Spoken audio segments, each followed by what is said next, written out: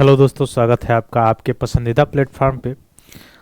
आज हम लोग बात करेंगे एक नए सुर्खियां, मुख्य रूप से जो आपके एग्जाम और व्यूज़ के लिए बहुत ही ज़्यादा इम्पोर्टेंट है।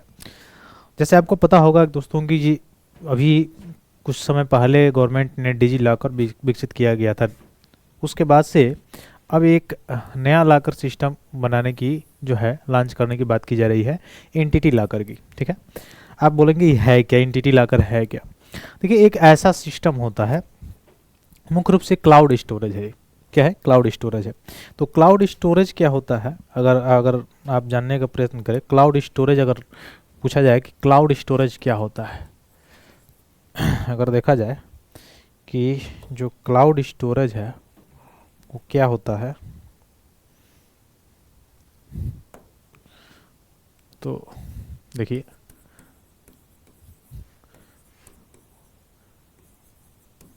क्लाउड स्टोरेज, देखिए क्लाउड स्टोरेज होता क्या है। जैसे आप अपना सेल फोन देख रहे होंगे, मोबाइल देखे होंगे। मान लीजिए आपका सेल फोन है, मोबाइल है, और आपके सेल फोन आपके मोबाइल में क्या होता है, एक तो होता है रैम और एक आपको पता होता है रोम। दो चीज़ें होती हैं, एक रैम होता है, एक रोम होता है। यानी जो स्टोरेज करने की इसकी जो क्षमता होती है उसको बताता है स्टोरेज। जैसे पहले क्या होता था, पहले मेमोरी कार्ड आता था, आपको पता भी है मेमोरी कार्ड। तो मेमोरी कार्ड क्या होता था, कई तरह का होता था, जैसे 32 GB का, या 64 GB का, या 128 GB का, या 256 GB का। ऐसे मोबाइल के मैं जहाँ तक बात कर रहा हूँ वहाँ तक, ये मोबाइल की बात की जा रही है। ठीक वैसे ही कंप्यूटर्स में होते थे 2 GB का रैम, 4 GB का रैम।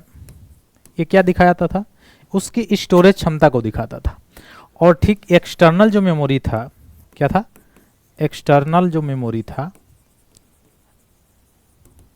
उसको या तो 400 GB या तो 700 GB, कुछ और ज़्यादा हो तो इस तरह का होता था। तो ये क्या दर्शाता था, उसकी स्टोरेज क्षमता को दर्शाता था। लेकिन इसमें बाउंडेशन भी था।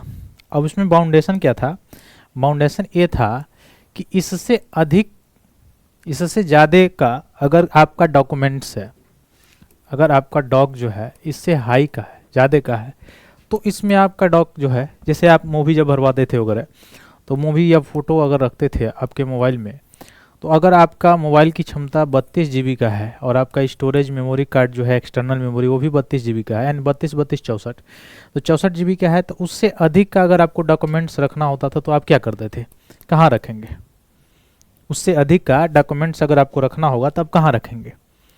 तो उससे अधिक के डॉक्यूमेंट्स के रखने के लिए आप कंप्यूटर में होता क्या है, जैसे ये आपका कंप्यूटर हो गया, ठीक है, ये कंप्यूटर हो गया, यह इंटरनेट से जुड़ा हुआ है, इंटरनेट से क्या हुआ है, जुड़ा हुआ है, इंटरनेट से आपका कंप्यूटर लैपटॉप जुड़ा हुआ है। अब इसकी जो क्षमता है, इस कंप्यूटर की, इस लैपटॉप की जो क्षमता है, ये मान लीजिए कि 400 GB है, 400 GB है, और इंटरनल मेमोरी इसका 4 GB है, सपोज दैट। तो क्या इससे अधिक का कोई आपका डॉक्यूमेंट्स या मूवी या वीडियो यहाँ पे आप रख सकते हो क्या? नहीं रख सकते हो, इससे अधिक आप नहीं रख सकते हैं। ठीक है। और अगर इसका, अगर मुख्य रूप से देखा जाए, मदरबोर्ड अगर इसका समाप्त हो जाए तो इसका स्टोरेज भी क्या हो जाता था, समाप्त हो जाता था, इसकी कहानी समाप्त हो जाती थी।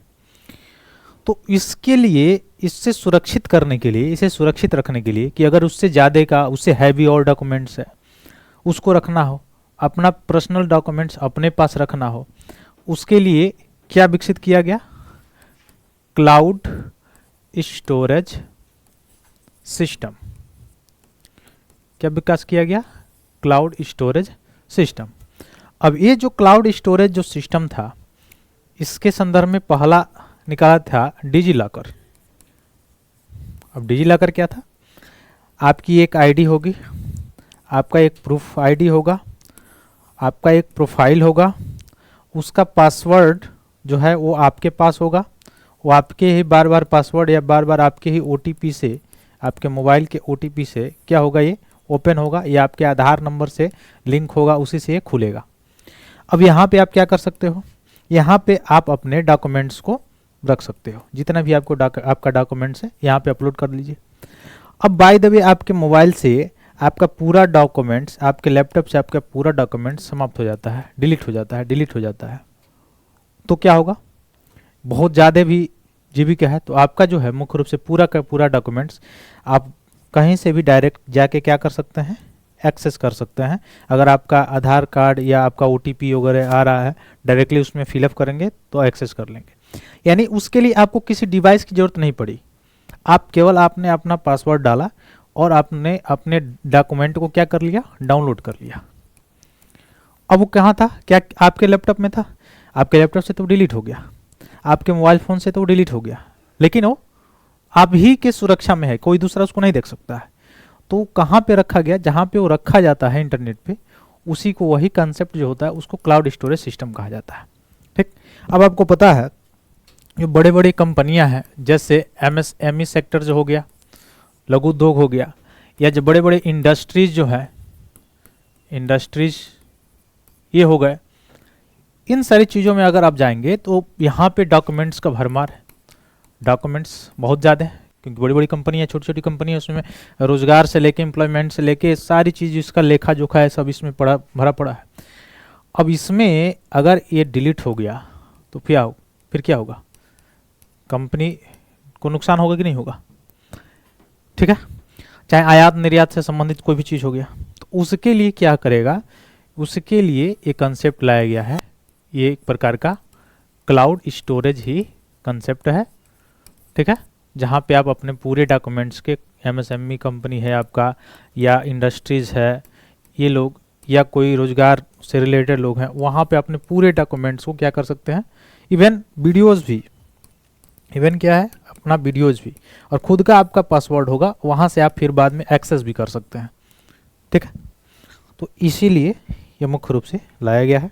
अब आपको समझ में आ गया होगा कि एंटिटी लॉकर है क्या, कौन सा कंसेप्ट है। ठीक है, तो आइए चलते हैं, हम लोग देखते हैं क्या क्या इसमें है। तो किसके द्वारा शुरू किया गया है एंटिटी लॉकर, ये कंसेप्ट जो समझना ये जरूरी था। ये क्लाउड जो स्टोरेज है वो क्या होता है, यानी क्लाउड स्टोरेज ऐसा स्टोरेज होता है जो आपके सेलफोन से या आपके जो सिस्टम है उसमें नहीं है, किसी तीसरे जगह सेव होगा, लेकिन वो कोई चौथा व्यक्ति नहीं देखा है, आप ही देख सकते हो। ठीक है, वही क्लाउड स्टोरेज कहा जाता है उसको। तो एंटिटी लॉकर जो है ये विकसित किया गया है, किसके द्वारा किया गया है, याद रखेंगे, इलेक्ट्रॉनिक्स और सूचना प्रौद्योगिकी जो मंत्रालय है, किसके द्वारा, तो इलेक्ट्रॉनिक्स और सूचना प्रौद्योगिकी मंत्रालय, आप देख सकते हैं, इसके द्वारा क्या किया गया है, विकसित किया गया है। कैसे, तो राष्ट्रीय ई गवर्नेंस प्रभाव या NEGD ने एंटी लॉकर ये क्या किया गया है, विकसित किया गया है इसके द्वारा। ठीक, तो इस चीज़ याद रखेंगे, किसके द्वारा विकसित किया गया है, कौन मुख्य रूप से इसका विकास किया है, तो इसका विकास कौन किया है, सूचना प्रौद्योगिकी मंत्रालय के तहत राष्ट्रीय ई गवर्नेंस प्रभाव और NEGD ने एंटी लॉकर विकसित किया है, इसको याद रखेंगे। अब इससे क्या होगा, मैंने पहले बताया, एक सुरक्षित क्लाउड आधारित समाधान है जो बड़े संगठन, निगम, सूक्ष्म या लघु मध्यम उद्योग हो गया, ट्रस्ट हो गया, स्टार्टअप्स हो गया, सोसाइटीज़ हो गए, इन सब संस्थाओं के डॉक्यूमेंट्स का भंडारण करना, सत्यापन करना के लिए सरल बनाने वाला एक उपाय किया गया है। या जो भी बिजनेस है, संगठन है, उसके डॉक्यूमेंट्स के प्रबंधन, सत्यापन, परिवर्तन लाने के लिए डिजाइन किया गया ये एंटिटी लॉकर है। ये आप समझ में गए होंगे कि क्या मैं बता रहा हूँ। ठीक है, इसके लिए केंद्रीय बजट 2024-25 के दृष्टिकोण के अनुरूप है, जो 24-25 में के लिए केंद्रीय बजट में भी इसकी बात की गई थी। ठीक है, और एक मजबूत तकनीकी ढांचे पर बनाया गया है, कई सरकारी और नियामक प्रणालियों के साथ ये क्या है, एकीकृत है। ठीक है, तो ये बहुत बढ़िया, जैसे डिजी लॉकर था वैसे ही उसी तरह का एक ऑफर है। ये मुख्य रूप से देखा जाए तो सरकारी डेटाबेस के साथ एकीकरण के माध्यम से डॉक्यूमेंट तक वास्तविक समय पर पहुंच और सत्यापन आसानी से किया जा सकता है। पहले क्या होता था, जैसे पहले हम लोग को याद है कि अगर हाई स्कूल का रिजल्ट निकलता था उस समय, तो 2G जब ये चलता था उस समय की बात बता रहे हैं, उस समय लाइन लगना पड़ता था, जो है इंटरनेट घूमता था आधे घंटे 1 घंटा, तब जाके डाउनलोड होता था। उसमें भी किसी का अगर कहीं मार्कशीट खो गया तो फिर दिक्कत हो जाती थी।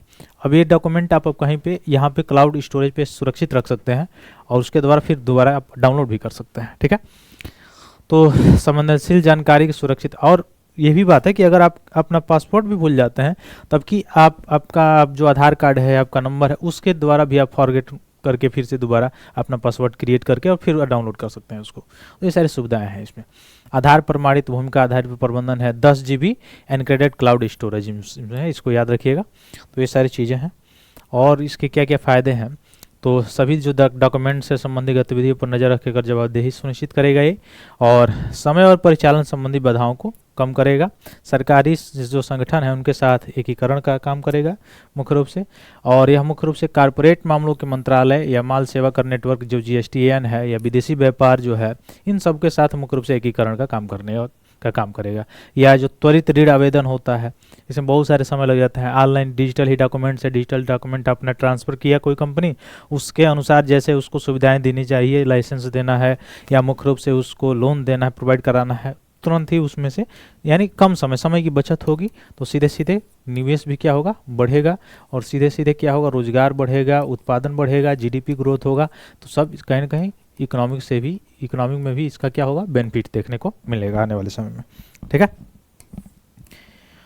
मतलब सीधे सीधे बात कहा जाए तो ईज ऑफ डूइंग जो बिजनेस है, ईज ऑफ डूइंग बिजनेस, उसको भी सुगम बनाने के लिए, उसको बढ़ाने के लिए भी यह कार्य किया जा रहा है। ठीक है, तो आशा करते हैं सारी चीज़ें आपको समझ में आई है। बहुत बहुत धन्यवाद दोस्तों, जय हिंद।